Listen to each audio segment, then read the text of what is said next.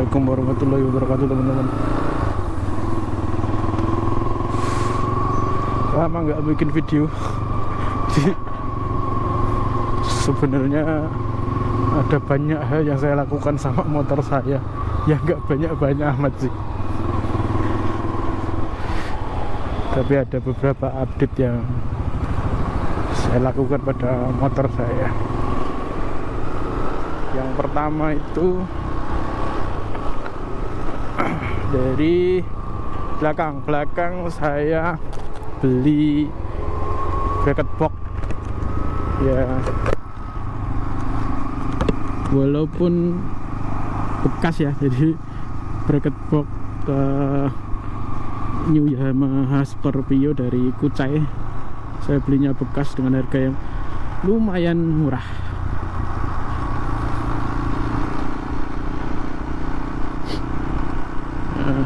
Walaupun ya minusnya saya harus cat ulang dan masih ada beberapa yang nggak rata karena ya saya cat sembarangan aja sih. Terus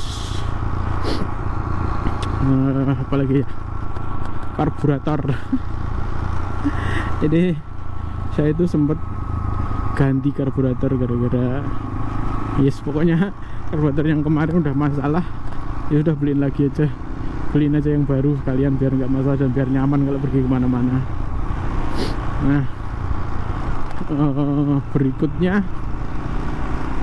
untuk masalah tampilan ini depan ya, saya pakai ini lagi, visor lagi, cuma visornya baru, yang kemarin itu nggak tahu kenapa patah.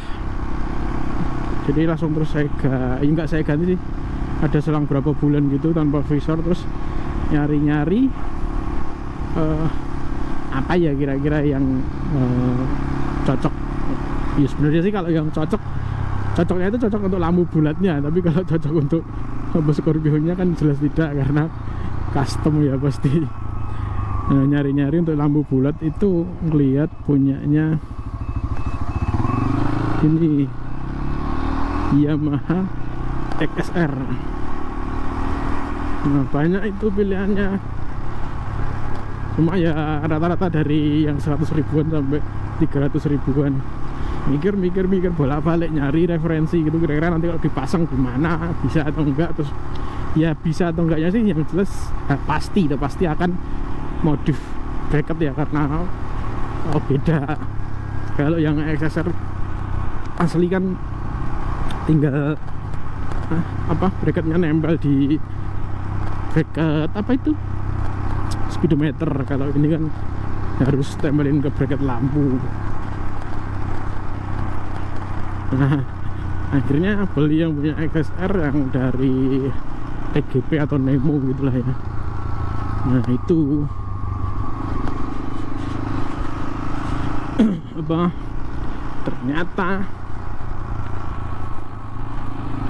ternyata ya gitulah, saya pakai bracketnya yang lama bisa. Saya pakai bracketnya yang lama bisa, walaupun ini ya, walaupun ada penyesuaian. Jadi lubangnya itu nggak bisa dipakai semuanya, nggak bisa pakai semuanya. Yang bisa dipakai hanya yang dua paling bawah. Itu saja sih. Terus selain visor, saya liatin dulu ya, mumpung habis dicuci jadi kan agak bersih.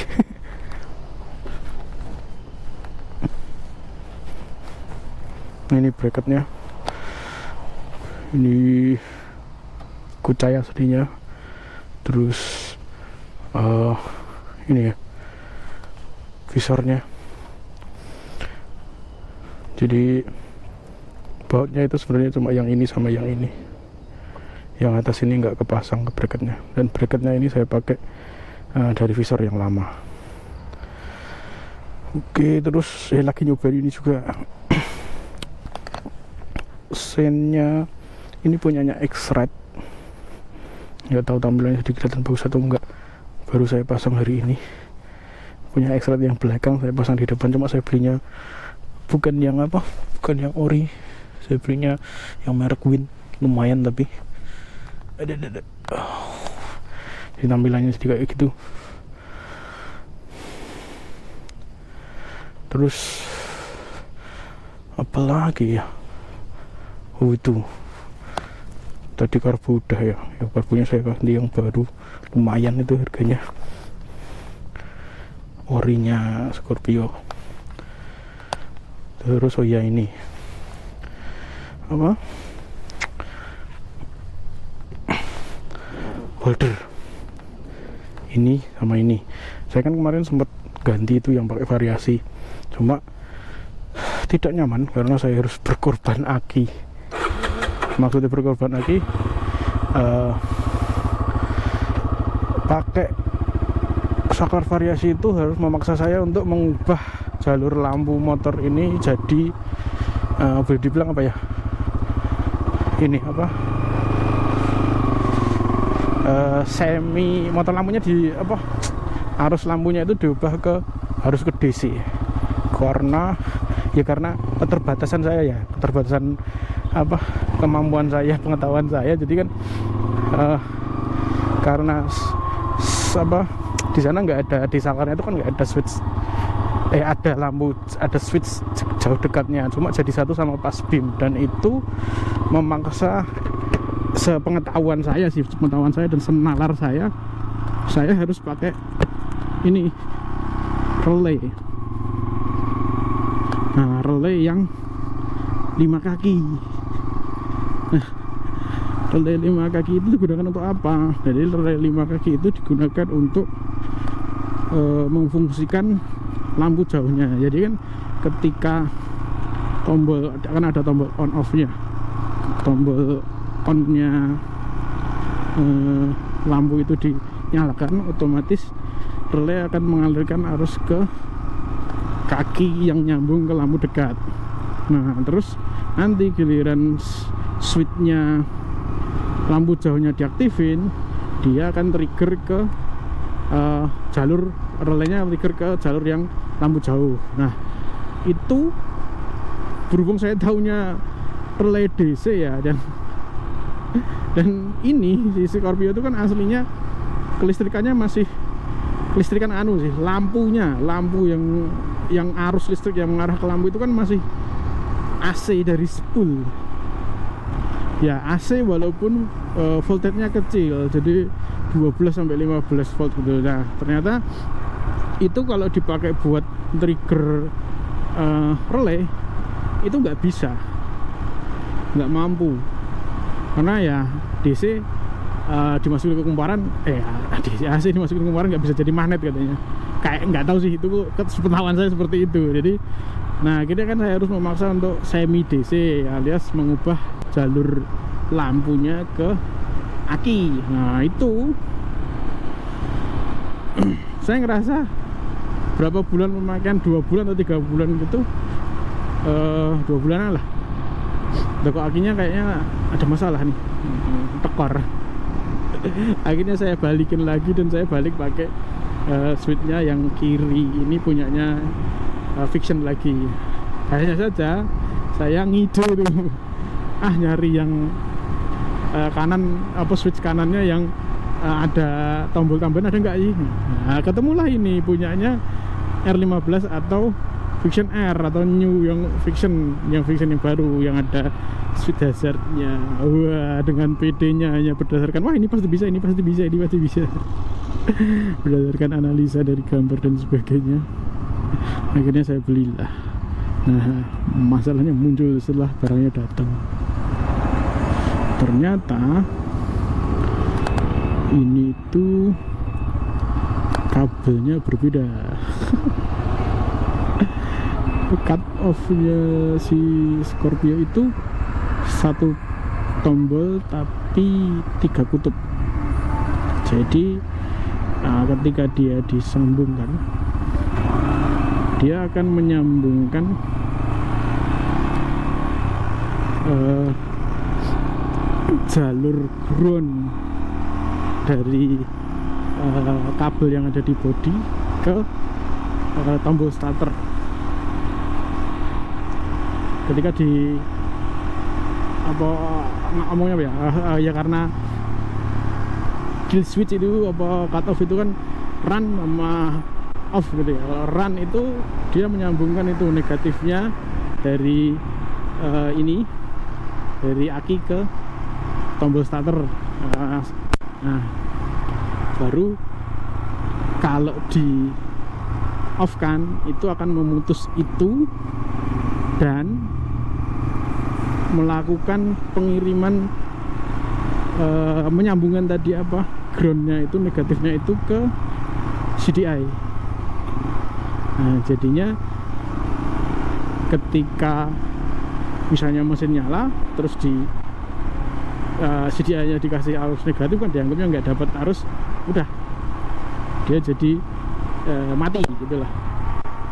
Dan ketika tombolnya apa misal tombol cut off nya itu apa runnya ini di kondisi off, dia tidak bisa menyalurkan minus ke tombol starter, jadi starternya tidak bekerja, tidak akan apa mengalirkan arus ke relay starter dan nggak bisa memicu starter untuk bekerja. Nah, yang di switch baru ini punyanya Vixion atau punya R15 ini tombolnya 4 tombolnya 4 apa kabelnya 4, ada 2 tombol terpisah dengan kabel terpisah. Kalau tadi kan gabungan dari apa cut off ada yang nyambung ke tombol start, jadi wajar bisa diputus lah. Nah, kalau ini enggak, 2 tombol yang berbeda dan ininya apa cut off nya itu cuma 2 kutub. Aduh, mikir ya bisa nggak ya. Pertama ngide nyari di YouTube, ternyata belum banyak yang pakai. Itu ketemu ide dia mutus negatif spool, bisa dijalankan, tapi ada efek negatifnya. Ngecek baterai dulu. Efek negatifnya adalah ternyata ketika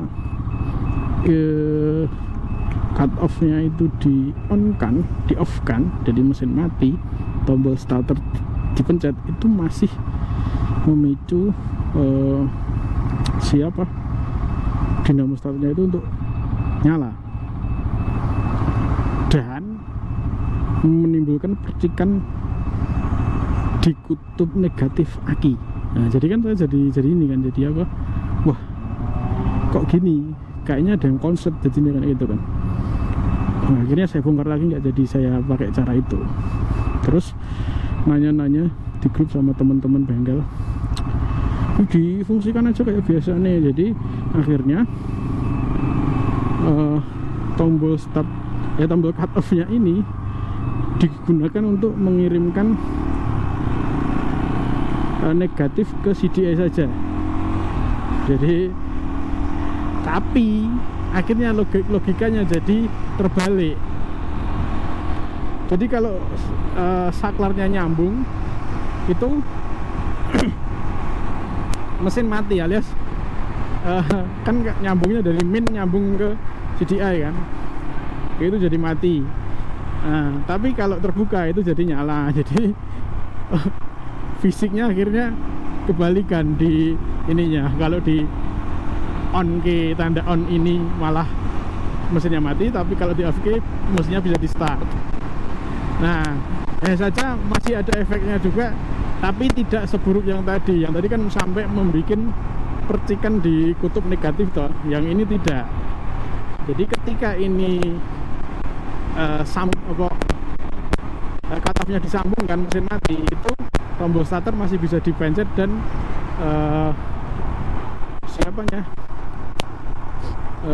dinamo starternya juga masih jalan, tapi tidak seperti yang tadi. Jadi tidak ada arus yang short ke minusnya si aki. Itu sudah saya cek benar-benar. Nah, alhamdulillah akhirnya ya udah saya pakai ini sampai nanti ditunggu ini ada masalah atau tidak gitu. Nah, itu yang pertama. Yang kedua, ya namanya ngakali ya. Jadi karena ini punyanya Vixion, atau jadi saya harus ganti kabel gasnya juga. punyanya Vision, tapi hanya sebelah. Untungnya sih sama-sama kan itu udah dua kabel ya, jadi pull and push.